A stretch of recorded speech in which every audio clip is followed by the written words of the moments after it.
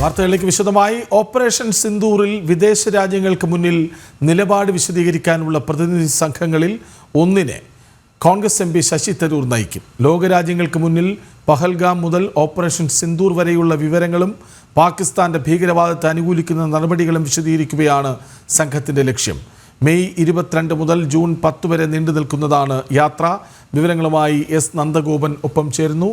ഒരു സംഘമാണിത് അല്ലേ നന്ദൻ?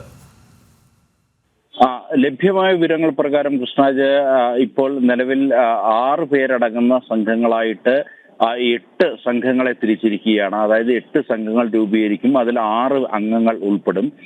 ഇതിൽ അമേരിക്കയിൽ സന്ദർശനം നടത്തുന്ന സംഘത്തെ ആയിരിക്കും ശശി തരൂർ നയിക്കുക എന്നുള്ള സൂചനകളാണ് ഇപ്പോൾ ലഭ്യമാകുന്നത്.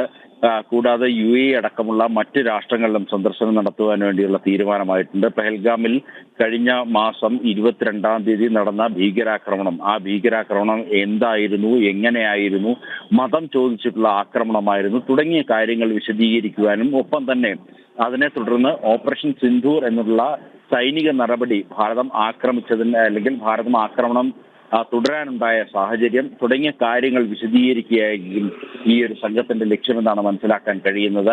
6 പേരടങ്ങിയ സംഘമായിരിക്കും, 8 സംഘങ്ങളായിരിക്കും.